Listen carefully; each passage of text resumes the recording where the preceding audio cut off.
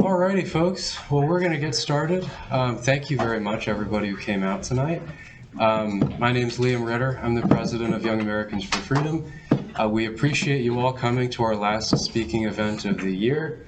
I know some of you were at our event with Abby Johnson. Some of you were there when we had Governor Scott Walker. So those of you who've been to everything we've hosted, we really appreciate it. Tonight we've got Emmet Connor.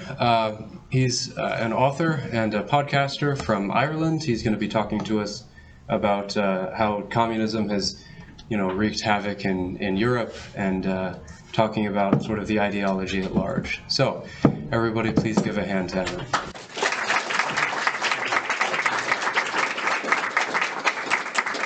Okay, good evening, ladies and gents. Great to be here, and it's an honor. Before I forget, I just want to thank the university and the Young Americans for Freedom and Mr. Ritter for making this happen. I really appreciate it. I've done a million interviews since I've been here, but this is the first speaking engagement. So almost by accident, I've become a specialist at the most important issue in the world today, and the most important issue in the world ever, which is Marxism and Marxist indoctrination. The book I released earlier this year is Red Pandemic, The Global Marxist Cult. It's a bit of a monster at over 600 pages, so I'll try to condense some of the main points down into 40 minutes. Thank you, Mr. Ritter. So we'll just get straight into it. A lot to get through. We'll do Q&A afterwards. So when I was practicing, the TV was down here, so I'm going to do that. The focus of this presentation is the ideology of Marxism and Marxist indoctrination. Its presence in Ireland. I'll do that later in the presentation. So this is a global issue, the cause of most problems facing Western civilization. It's also a mental health crisis, which you should have noticed already. Many are not aware of its existence, and even fewer understand it, so it's really quite extraordinary, this subject. So though there are now tens of millions of people opposing the effects of globalism and liberalism, as you call it, or progressivism across the world, there is still a major failure to identify the internationalist revolutionary ideology of Marxism as the origin. Many are constantly discussing the symptoms of the problem, including the Marxist initiatives or sub-agendas, but they're not discussing the source. This is the big mistake everybody's making. You can see some of the initiatives or sub-agendas on the cover of the book. So we're going to get through those shortly. The various Marxist sub-agendas are all driven by Marxian revolutionary sentiment. These sub-agendas allow this cult movement to achieve its overall agenda of total control. These include the things you've all been talking about, or should have been talking about over the years: mass immigration, the climate change movement, radical sex education, feminism and abortion, the attack on the traditional family, Black Lives Matter and anti-racism, LGBTQ, trans, non-binary, veganism as well, believe it or not, and anti-Christianity. Also, the whole COVID fiasco was related to this as well, but a lot of you missed that point. And check out the cover of the book. You can see all the symbols represent the different sub-agendas. Some of you are going to be upset by this presentation. The presence and dominance of Marxism in any given country can also lead to the erosion of patriotism and national sovereignty. That's a pretty big deal, I think. The breakdown of law and order, racial tensions and conflict. You've seen some of that in the States already, particularly in Europe. Economic stagnation, decline and collapse. This stuff is like kryptonite to economic prosperity. Partisan censorship of any dissenting speech. You've all heard of hate crime, hate speech. That's where that comes from. A lot of people miss that too. The absence of military strength, which is the world is about to find out, is a big problem. Obviously, I'm talking about the non-Marxist variety. When they're in control, there'll be plenty of military power. So what is Marxism? Marxism is an internationalist revolutionary ideology that seeks to destroy the established order, including civilization itself, to create a better society, a better world, a sort of utopia upon the ashes. It destroys what exists in order to transform society into its own image. Now, there's a few different interpretations for how it does this, but that's overall how it works. While we're on the subject, because we get caught in people mixing up their terms and so on, Marxism is globalism, global communism, internationalism, one world government, new world order. It's all essentially the same thing. And there's a picture from Black Lives Matter 2020. That was a Marxist revolution right before your very eyes. So what is an ideology? An ideology is a belief system, a way of perceiving reality, ourselves, our others, society, etc., a filter over our perceptions. It usually comes with a pre-packaged set of values or ethics. That's pretty important. They have certain ideas about what right is and what wrong is. So what is a Marxist cult member? A Marxist cult member is someone who, wittingly or unwittingly, is advocating or supporting any aspect or variant of this ideology. This is a big problem. People don't realize what they're a part of. This includes anyone supporting Marxist activism via the Marxist sub-agendas or initiatives, which we'll go over shortly, due to their beliefs. Phones off, please, if you wouldn't mind. Due to their beliefs, they support Marxism to one degree or another. So I say beliefs because it's just brainwashing. They are helping the ideology infection to spread and maintain a presence in society. Now, a massive portion of the population in Western countries, and each Western country is contaminated with this stuff. I'm not just talking about Antifa or someone with a Che Guevara image on their clothing, right? This is all throughout society, and they're not all in the Democratic Party as well, right? So not everyone is indoctrinated to the same degree, and this is part of the problem. There's all different levels of indoctrination. So particularly in the States, the erroneous terms liberalism or liberals frequently used to describe Marxism. This helps the ideology to stay sufficiently hidden from the public consciousness. This is a big problem. Marxism feigns or fakes concern for people and groups, particularly the oppressed, right? So it pretends to care about people. Marxism has successfully hidden itself behind liberalism, convincing many that this revolution is about people's well-being or rights, which would be the case with classical liberalism. Someone can ask me about that later in the Q&A. So this is basically malevolence disguised as benevolence, right? It's the whole wolf in sheep's clothing, right? It's a fake. It's a con job. So what they call themselves, and there's some of your famous cult members in this country, at the highest levels of government, Kamala Harris. Marxist cult members use confusing or distracting terms even to describe themselves. This is a massive habit with this cult. They like to keep us guessing about what they are. Liberals, progressives, the left, anti-racists, radicals, revolutionaries, anti-fascists, partisans, social justice activists, community organisers, feminists, radical feminists, climate activists, socialists, etc. Remember, it's all just one big movement. How they manage to stay hidden is that they compartmentalize themselves. People think they're being hit with all these different groups, but it's really one revolution. Here's some of the promotional or feel-good terms they use, which should be familiar. Equality, solidarity, diversity, progressive, social justice, equity, compassion and care. And there's a young lady at a climate march. She's totally unaware that she's participating in a type of a cult ritual, pretty much. It's all about feeling good and feeling connected. So to just break down some of the terms before we get to everything else. So Marxism, socialism, communism, what's the difference? Marxism is the core source ideology and foundation for other variations and manifestations. It generally contains concepts such as revolution, right? So it wants to change the world. Class struggle, oppressor versus oppressed, that's a pretty big deal. We'll get into that shortly. The idea of a dictatorship of the proletariat or rulership by and for the people. Also a disdain for individual rights, including the right to private property. And there's one of the Marxist prophets there, Karl Marx. So now here's Engels, one of the co-authors of the Communist Manifesto. Now don't read into the photos too much, right? We just need to populate the presentation with something, right? Socialism is a big subject. But Marxism also likes and or promotes internationalism, a world without borders. So this is an internationalist movement, dividing people into groups, collectivism and uniformity on an individual level. So it tends to make people all the same in their same thoughts, same speech, same action, as you've all seen. These crazies, the liberals you call them, whether you're in Australia or in the UK or in the Mediterranean, I've lived in all these places, they're all the same, pretty much wherever you go, right? They're like zombies, pretty much. Equity, the enforcement of artificial equality. Somebody can ask me about that in the Q&A. Having a so it's the idea of creating equal outcomes, making uniformity, making everyone the same. Having a progressive stance on social issues. Degeneracy in health, relationships, social behavior, drug use, etc. So trashy behavior, they seem to be a fan of that. I'm sure in the States they've been doing stuff like trying to make drugs legal, They've done that here. They've done that in Ireland. Sorry? In Dallas, they just stopped legalization of marijuana for smoking. Right. They tend to like trashiness in general. Yeah, they tend to promote that.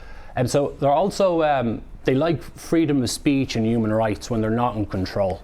When they're in control, it's the exact opposite. So things Marxism is against: capitalism, free market, profits, private property, etc. You've all heard that probably.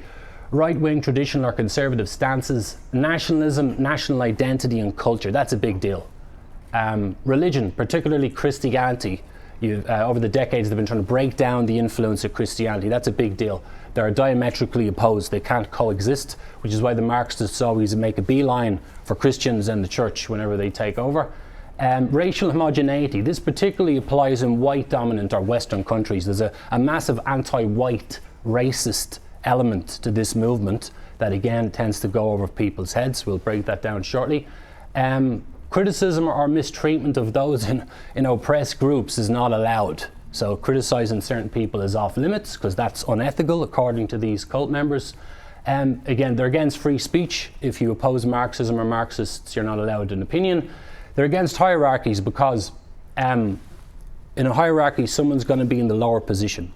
So they could probably be oppressed. So they don't like hierarchies. That's why they always go for this bullshit of a collective leadership, etc., which doesn't make any sense. They're also against imperialism, particularly Western imperialism. And you'll hear people brainwashed in the States, the whole hate America first mentality, Western imperialism, American imperialism, all that stuff comes from Marxist propaganda. Unfortunately, it works and it helps to erode patriotism. Marxism itself is a type of imperialism, the worst that the world has ever seen, and it doesn't like rivals. It doesn't play well with other kids, basically. So, again, don't read into Lenin's image too much. Socialism was around before him, but he's one of the chief protagonists of the Bolshevik takeover of Russia in 1917. So socialism as it exists today in the world is the political, economic and sociological method, I need to get a stool, for putting Marxist theories into practice, of building a society according to Marxian principles. So this is putting the theories into practice. A society where the means of production and distribution are controlled by the state on behalf of the people, right? So this is marketed as being benevolent. It usually includes a centralization of industry, resources, finances, etc. This system also includes the welfare state and the progressive income tax. What it results in is totalitarianism via coercion, and you usually just end up with a bunch of Marxist fanatics in charge, which is no good for anybody, and that's what's been happening in the States pretty much the last 4 years in particular. So generally, socialism is the phase a society goes through in its hypothetical transition from capitalism to communism.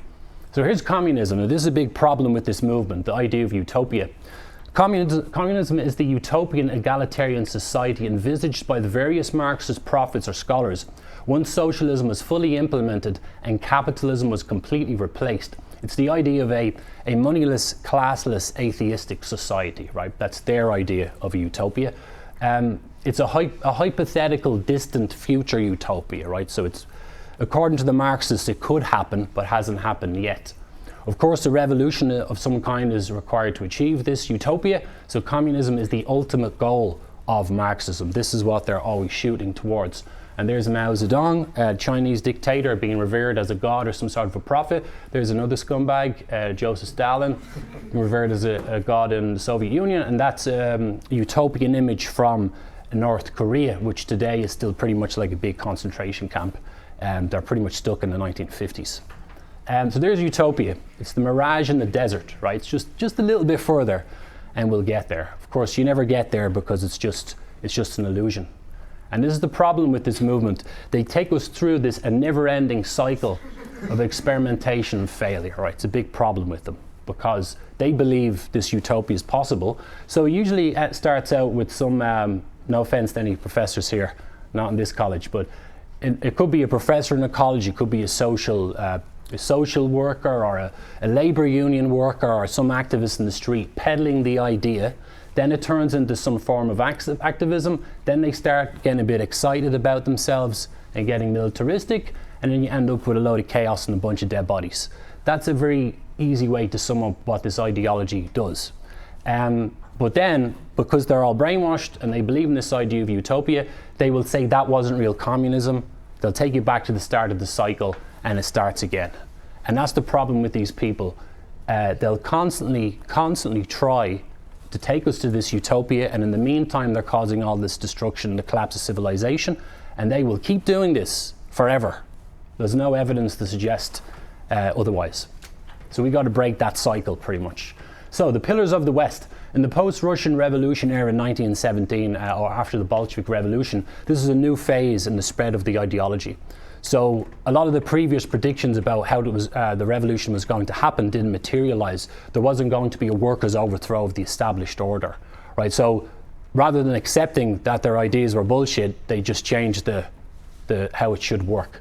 So what they did was they said the structures of the West needed to be destroyed instead, because you see, us silly proletarians, us, the workers, we don't know what we want, but we do want the communist revolution deep down. That's what these people think.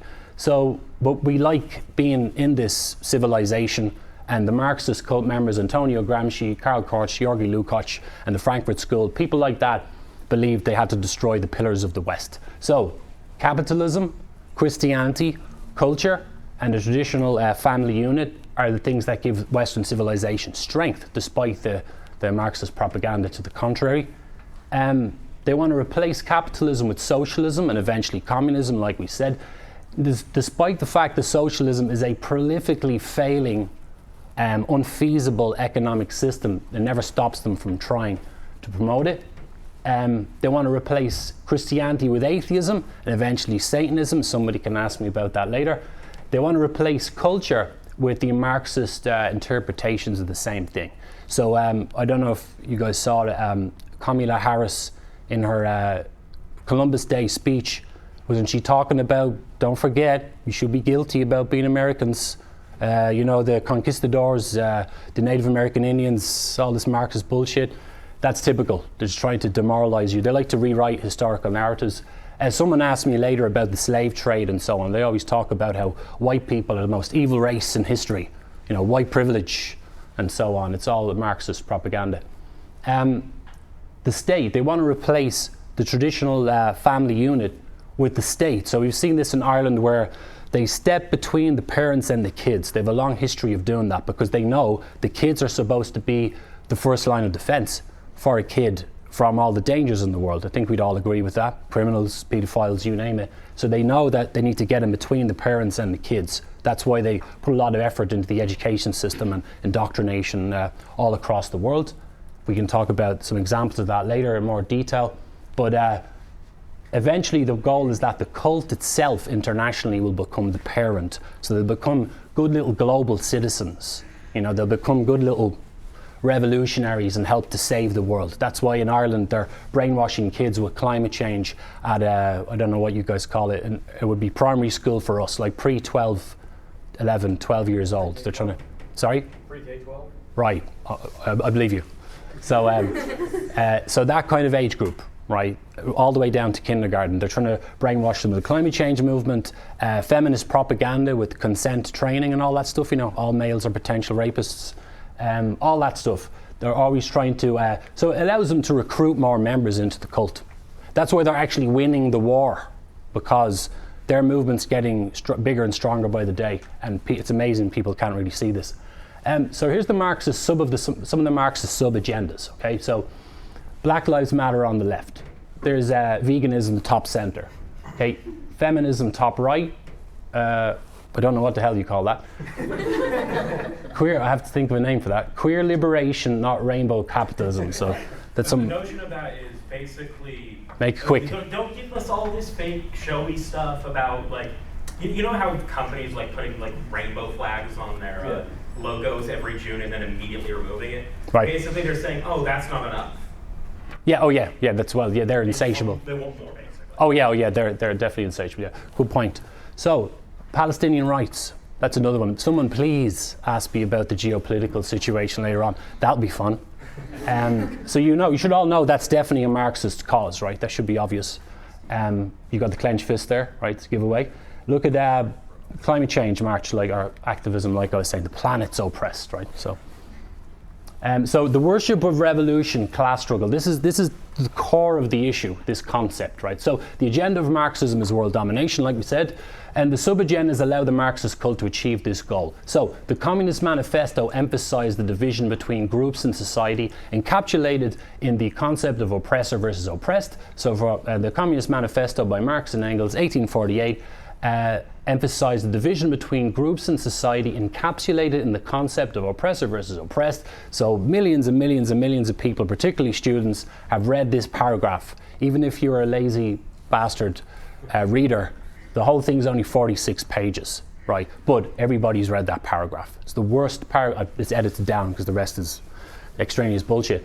But that has brainwashed a lot of people. The history of all hitherto existing society is the history of class struggles, oppressor and oppressed, a fight that each time ended either in a revolutionary reconstitution of society at large or in the common ruin of the contending classes. So it's a very dramatic interpretation of history. So this is an original aspect of Marxism that still exists today and the foundation for most Marxist activism.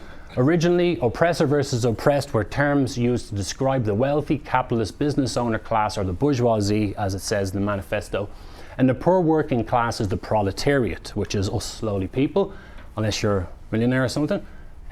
But the ideology has spawned other variants since then.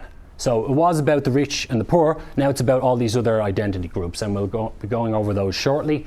You could also say the user versus the used, the controller versus the controlled, dominant versus the dominated, perpetrator and victim, or the master and the slave. So you get the idea here. It's a very old concept, and Marx and Engels didn't invent it, by the way. They kind of plagiarized a lot of their work from Hegel and Rousseau and Babeuf and people like that. So this divisive incendiary concept plays off people's emotions. This is why the world has been falling apart, because we're in the emotional age now, right? People want to reconstitute society based on emotions. This divisive incendiary concept plays off people's emotions using any feelings of resentment or disenfranchisement they might feel towards others' life, etc. There's always somebody who feels that way, and we've all felt that way at some point in our lives, which is why Marxism is so effective and so popular. It encourages the victim mentality, using it to manipulate the person into actively participating in, or at least casually supporting, revolutionary Marxist action. So this is really mind control. This is where everybody's going wrong in their approach to this. It's all about emotions and brainwashing. Here's a table of the Marxist sub-agendas. The column on the left-hand side has the sub-agendas, and you're going to see who's the oppressor and who's the oppressed for each one, right? So we're going to break this down, and it's amazing people can't see this. The thing is, like I was saying, people think these are all different movements. It's all the one movement. It's all Marxism. It just goes over people's heads.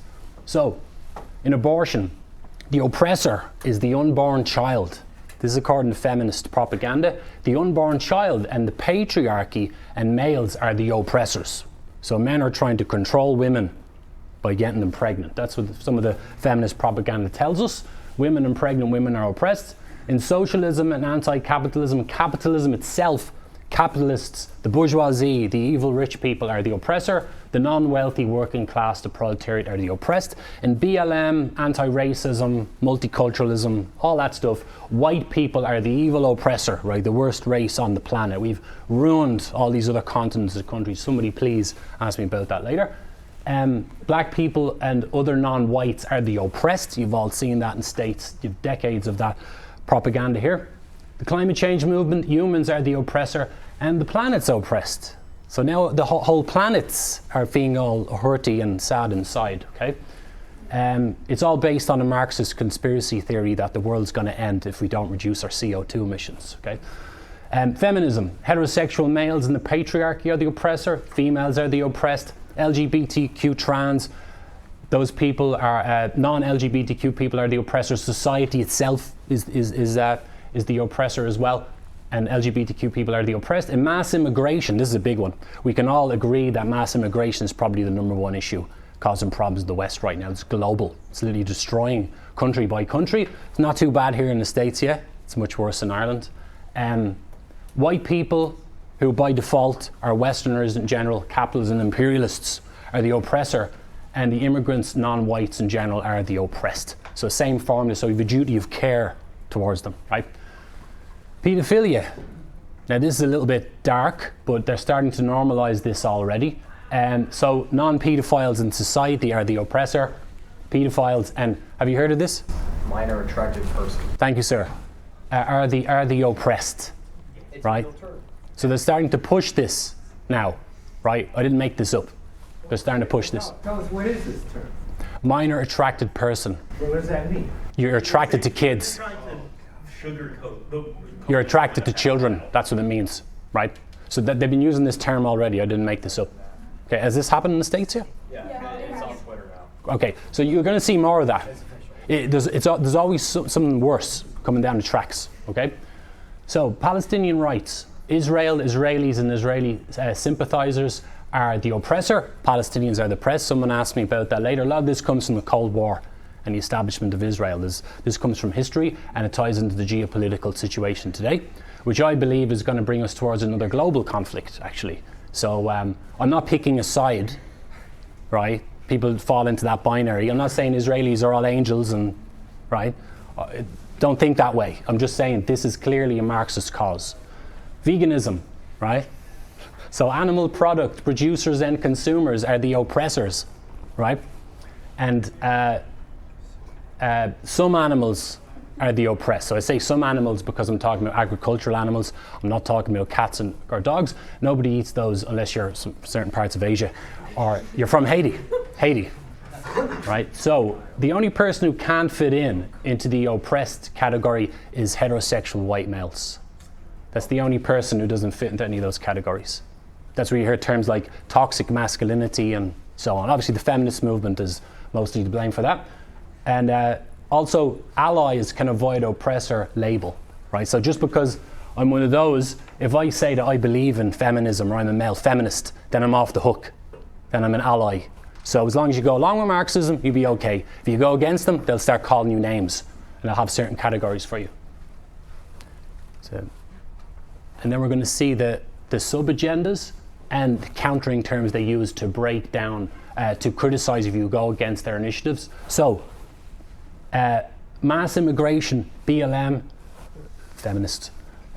Mass immigration, BLM, multiculturalism, they'll call you racist. If you're against feminism, they'll call you misogynist. If you're against Islamification or Islam, they'll call you Islamophobe. This is really more an issue in Europe, I think. That's what I've heard from what I'm looking at, the global picture, because here in the States, in Europe, we've got our proximity to the Middle East and Africa. We're a lot closer to the more Arabic countries where more Muslims are. So you don't really have that problem in the States that much. But if you criticize Muslims, they will call you an Islamophobe, right? So it's the same pattern. This is no offense to individuals. We're just analyzing Marxist propaganda here. At a climate change movement, they'll call you climate change denier. If you didn't go along with COVID or vaccines or whatever, they'll call you conspiracy theorist or an anti-vaxxer. If you're against the trans movement, they'll call you transphobe. If you don't go along with internationalism or globalism, they'll call you a fascist, Nazi, or far right. Okay, it's the same old terms. If you don't go along with Palestinian rights, you're a Zionist or a Zionist sympathizer. So they put you in these boxes and then they'll attack you. Pathological altruism. This is a big, big problem. This drives the Marxist activism. So more emotional manipulation tactics. So there's a migrant caravan coming up from Mexico, Trans Pride March in Dublin, Ireland, Palestinian Rights March in New York, and there's a migrant boat somewhere in the Mediterranean, probably off the coast of Spain or in Italy. And they keep coming. They're still coming today. So this is pathological altruism is the insane child of the oppressor versus oppressed principle. Pathological from the Greek pathos, related to pathology or illness or mental illness. Altruism from the Oxford Dictionary, disinterested or selfless concern for the well-being of others. On an individual level, this is caring for others at your own expense. So, thanks to the presence of Marxism in society, and this is right to the core of the problem, the constant emphasis in society on oppression leads to a psychotic overindulgence in feminine emotions. This is not an insult to females, right? It's just feminine emotions, having a caring, nurturing attitude towards somebody or something. So a psychotic overindulgence to feminine emotions with regards to sociological, political or geopolitical affairs, right? So the result, an excessive amount of empathy, sympathy by default towards whichever group is given victim oppressed status by cult members. This is a major problem. For example, immigrants, trans people, by definition, because of the group they belong to, they must be being oppressed by default, right? So, taken to its conclusion, pathological altruism is when an ethnic group or nation helps or attempts to help others, even if it means their own destruction. So Ireland is, we'll get into Ireland shortly, Ireland and other Western countries are collapsing thanks to this idea that we need to save other countries, even if, you know, it's destroying our own. I'm not saying we should never help anyone else under any circumstances, but there needs to be a time and a place. But don't you think that these countries or these immigrants leave in their countries because of the countries that they flee to got destroyed by them? No, you can ask me at the end and I'll expand on that further. Taken to its conclusion, right? So, cult members often use words such as compassion, empathy, love, care to encourage this mindset. So they're always trying to get you to have an emotional response to go along with their initiatives, pretty much. So there you go. Choose love, empathy, compassion, kindness, not bigotry, compassion, empathy, kindness, humanity, and love. So it's always the same thing, trying to draw out these emotional responses. Now moving into another kind of subtopic, Marxism is essentially AIDS for countries. Marxism destroys a country's immune system, its national identity, patriotism, culture, and its physical border.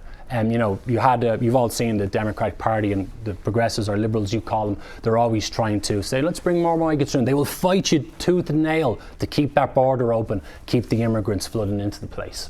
So it also obliges a country to comply with globalism and be in solidarity with other nations. That leads to pathological altruism, like I pointed out. There's a myriad of globalist and Marxist entities involved, such as the United Nations or the European Union. Now, you know, I'm talking about the global picture. You don't have to deal with those crazy people, but the UN, I think recently in New York, they had a meeting, wasn't it, about trying to about American sovereignty. They're always trying to chip away at the nation's sovereignty. So the UN is an extremely dangerous Marxist organization with many member states. So here from the UN has the International Solidarity Day on December 20th, right? So this is from their website, a day to celebrate our unity and diversity, to remind governments to respect international agreements. So this is be Marxist or else. To raise public awareness of the importance of solidarity, to encourage new initiatives for poverty eradication. So this utopia they're trying to build again. There's Antonio Guterres. He's the General Secretary of the United Nations. He's the former head of the Socialist International, the head of the Portuguese Socialist Party, and the former Prime Minister of Portugal as well. And he's the top dog at the UN. All of the Secretary Generals of the UN going back in history are tied in with Marxism in some way. This is the late Irish political figure Peter Sutherland, who was the UN Special Representative for International Migration 06 to 17.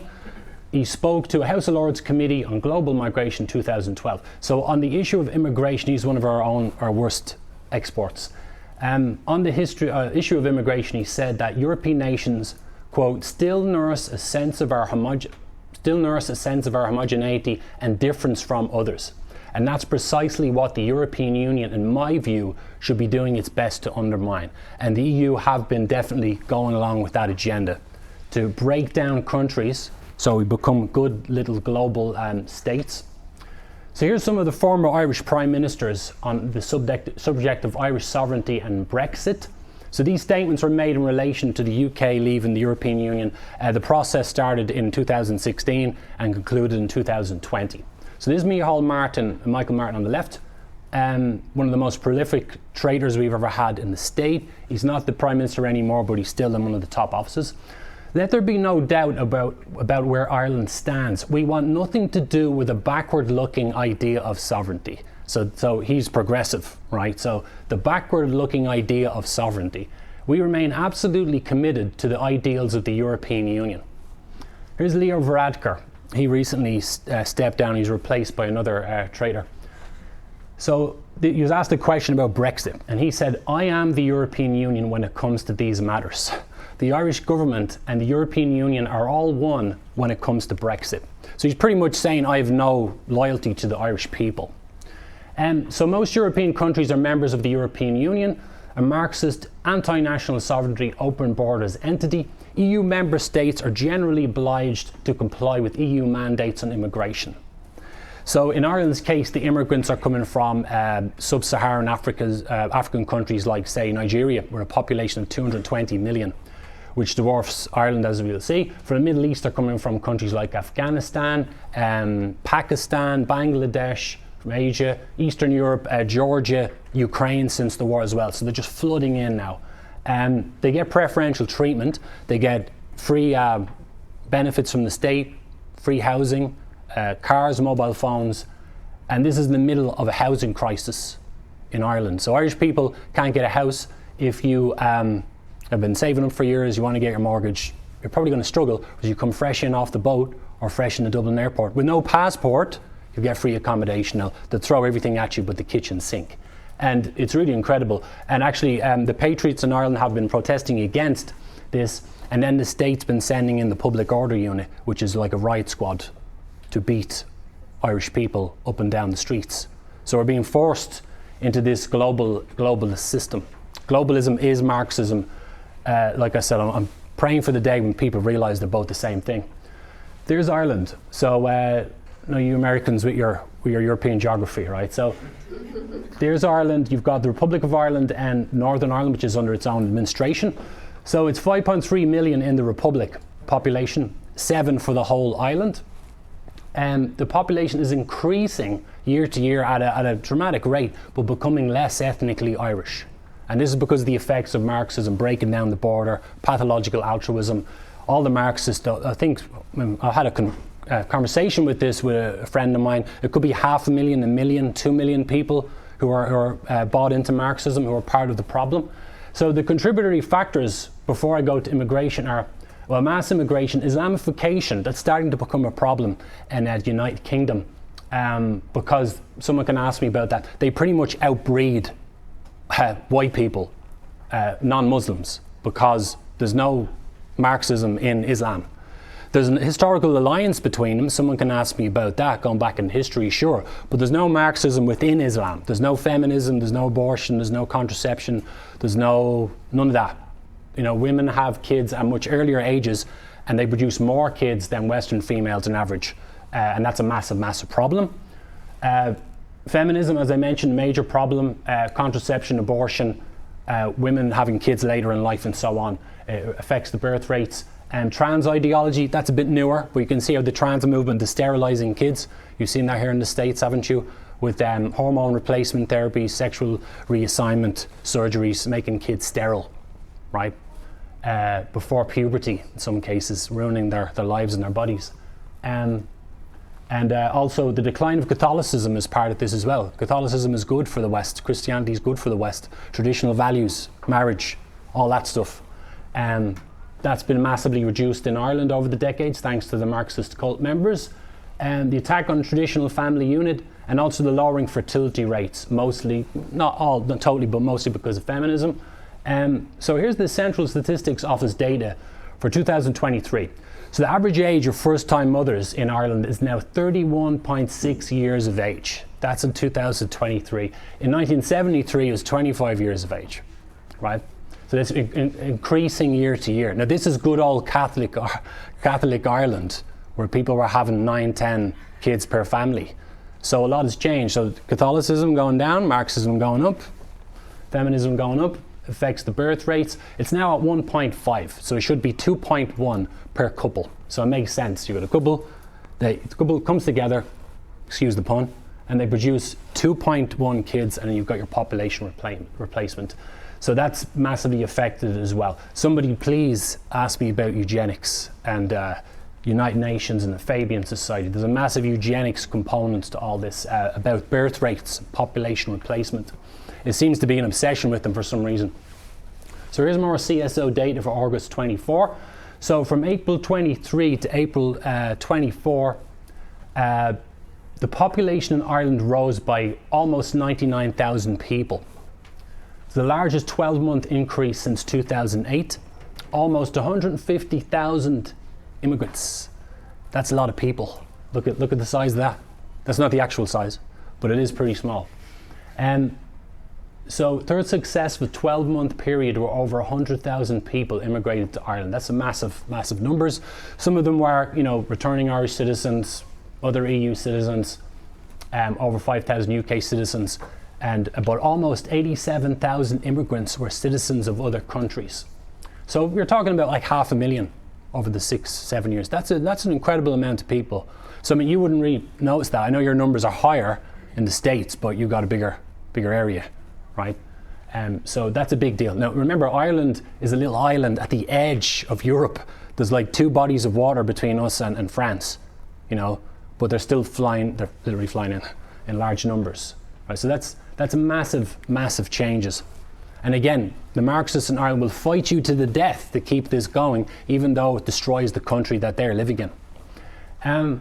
Before I continue, the Marxists live in this delusional fantasy world where resources and stuff can just be magically happen. They've no concept of economics, and they believe that the migrant should be given free this, free housing, and when people say, can you not see this is unfeasible, forget about racism, they will always say, but we'll just take the money off the rich. So, that's their solution for a lot of things is theft. So here's some of the Irish referendums, and so we're down to about 5 slides. So the Irish referendum and constitutional changes over the years brought in by the Marxists. So again, a lot of this has been quite subversive. And but in the recent years has become more obvious. So in the children's referendum in 2012, that was successful. That was related to children's rights. So that was linked to the attack on the traditional family unit. The state wants to be the parent, like I was saying, so they always want to increase the power of the state to get more control over the kids, to step in for whatever reason, Same-sex marriage referendum in 2015, that was successful. In my opinion, that I saw that as a bit of a trial run for the abortion referendum. Same-sex marriage, it's not as emotive or dramatic or serious, arguably, as abortion. That's why I think they tried that one first, and it was successful. The abortion referendum in 2018, this was a big one. So of course the feminist movement and their allies played a central role. And the constitution was modified to allow abortions up to 12 weeks. Before that point in Ireland, it was only if there was a serious medical emergency or whatever, abortions would be legal at all. But usually women had to travel to the UK to get abortions. But now you've got abortion clinics and services in hospitals and so on, just sprung up all over the country the minute this was legalised. So it came into effect January 2019. Not surprisingly, the abortions have increased dramatically. Look at that number. 6,666 abortions in 2019. That was the first year. And then it's been increasing every year. And 2023, over 10,000. That's a massive number for a country like Ireland. And the majority are social terminations, right? So, yeah, sorry? May I ask you, are the referenda and constitutional changes, were they through election of all the people, or the parliament, or the courts? Great question. Sorry, I forgot to adjust the message. Yeah, so how it works in Ireland is a constitutional referendum in the general public, and then they cast a vote, and then you have the legislation kicks in from that point. Popular vote? Sorry? Is it popular vote then? Yeah. The entire population and then the legislature. So the legislature has just... You know how we have to have all the states agree to change the constitution? Yeah. Instead of that, it's the people directly, the entire voting population of Ireland votes. And then once that passes, the legislature has to approve it. Right, got it. Can we move on, gents? If you don't mind. We'll expand more on that later. So, the numbers have jumped up massively, like I was saying. Now, I mentioned this point because of the propaganda. Majority are social terminations, right? Because this is typical Marxist tactics. In 2018, before the referendum, they were saying, what about all the rape pregnancies that are happening left, right, and centre, according to the feminist groups, right? What about all the fatal fetal abnormalities? What about those pregnancies? Trying to justify abortion. So that's typical Marxist tactics. They take something that hardly ever happens and makes it seem like it's happening all over the place. That's typical Marxist tactics. Unfortunately, people fell for it, But at this point, to be honest, Irish people still were a little bit sleepy in 2018 to what was going on. And you made a good point there, actually, and that, the referendum, people turned up to vote, but most of the people who turned up to vote were Marxist activists. And then you have the traditionalist or the nationalistic camp, or conservatives, you want to call them that, who vote against. But it's too late. They're not awake quick enough, and they lost their referendum. And then now that's a major problem in Ireland now, is the abortion situation. We have the Health Preservation Act in 2020, which is because during the whole COVID stuff, or the China virus, as President Trump calls it. Someone asked me about COVID later. That's something else that people didn't make the connection between COVID and international communism. The act led to several. So you see the wording, Health and Preservation Act, like they're nice, they're trying to help you. That's why they bring in all these controls, led to several controls on the Irish people, including restricting people's movement within Ireland, right?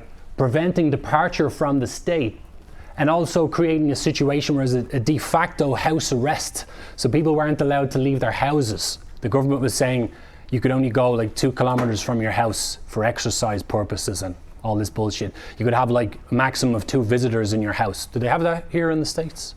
Pretty much? No? Oh, I see, yeah. Lucky for those who didn't have to go through that. In Ireland, obviously, it's all the one, right? So, preventing departure from the state, that's a big giveaway as well. This is all through the history of communism, is controlling people's movements, right? And not allowing people to leave the state. So communist Albania and Enver Hoxha from the 1950s to the late 1980s. Another instance as well, including the Soviet Union at some periods, you could only leave with the state's permission, right? The right to assembly, including religious worship. So if you wanted to be the George Floyd BLM marches, you were allowed to protest and gather in groups, but you weren't allowed to go to church. So the whole anti-religion thing again. Some businesses were declared non-essential by the government. So many of them folded. Many people lost their sovereignty, they lost their livelihoods. People weren't allowed to go to their jobs, they weren't allowed to open their businesses. Some people tried, but then the cops would show up and so on. They get in trouble. So this is the attack on capitalism and financial sovereignty. That's something that was missed, another typical part of Marxism. People were forced to be financially dependent upon the state via the COVID payments. Did you have COVID payments in the States? Right. So the Marxists like to do that. I mean, on the one hand, they want you to go to work or open your business, but they give you COVID payments. So you think of what that does to the economy, right? It literally ground the economy to a halt in European countries by just grinding everything to a halt. You can't even leave your house, and yet they're giving out free money. It's a massive economic attack on Western countries. The coercive measures the state brought into play to enforce this was over 12,000 prosecutions, prison sentences for offenders, and then over €5 million worth of fines to enforce all this. So very, very fingerprints of Marxism all over it. Somebody asked me about the UN and the Chinese Communist Party later, please. The Family and Care referendum in 2004. These were 2 referendums held on the same day. They were actually defeated, which is great. So the Irish people are kind of rejecting wokeism, as people call it. An attempt was made to remove the terms woman and mother from the Constitution. So they're trying to remove words. So the country's falling apart. There's a housing crisis, homelessness crisis, rising crime levels, racial tensions. We're on the brink of civil war, and then people want to change words in the Constitution. They're the nut jobs we have running the country. So they wanted to insert the term durable relationships to erode the concept of marriage, right, which is an attack on traditional heterosexual family units. That's one of the reasons why they did it. Another reason was apparently because when immigrants come into the country, it makes it easier to give them status if they're not married and so on. So durable relationships. They like, someone asked me about postmodernism later. They like to make up their own words and concepts to further their initiatives. The Protest Exclusion Zone Law Act in 2024, this was passed in October.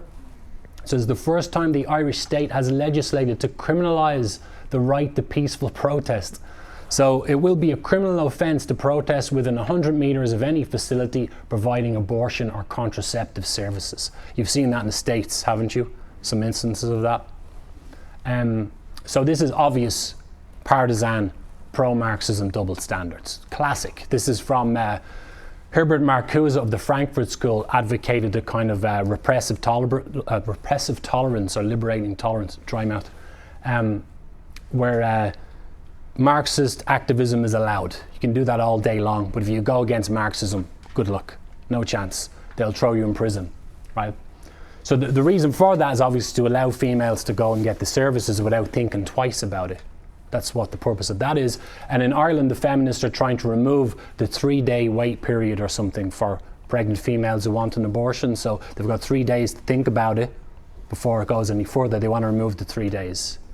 They want to also remove the 12 weeks like they've been doing in the States. I've heard about that, right? So these movements from the pit of hell. Imagine a female having an abortion at 8 months. It's sick, they're sick people. So that's a summary of the referendums, and this is a big one. The Irish, this is my pretty much last slide. So the Irish Hate Crime Bill.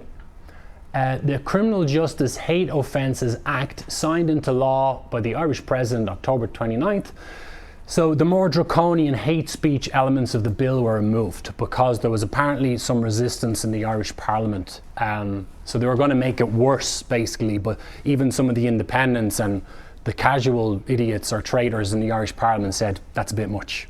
So they toned it down and then pushed it through the legislative process.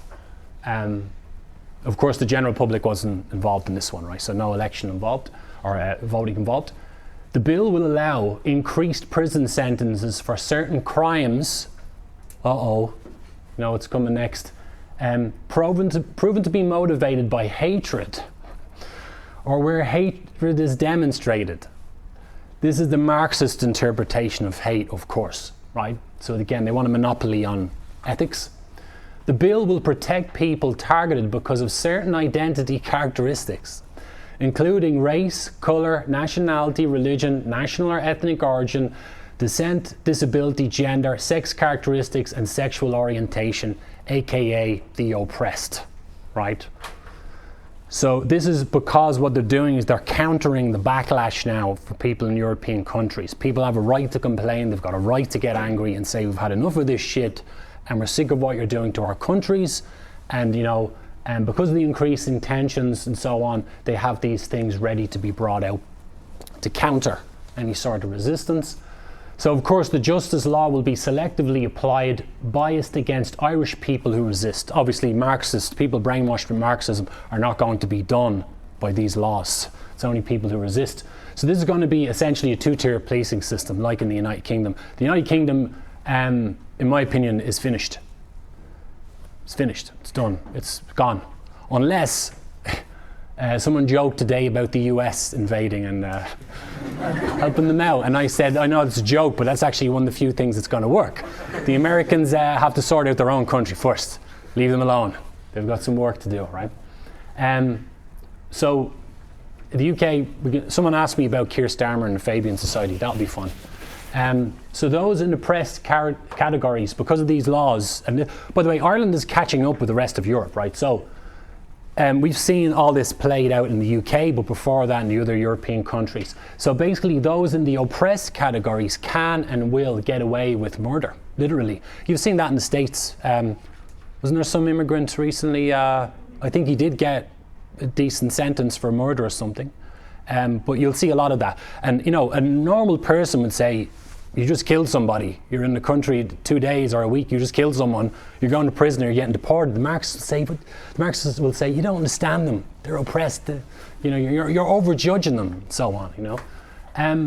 The bill also gives legal status to 72 genders.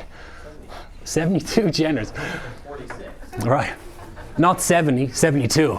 The two is the thing, right? So 72 genders. Misgendering may be a criminal offence, right? So I think in Canada, I put it in the book years ago. I think a father got in trouble for misgendering one of his kids. So this thing splits families down the middle.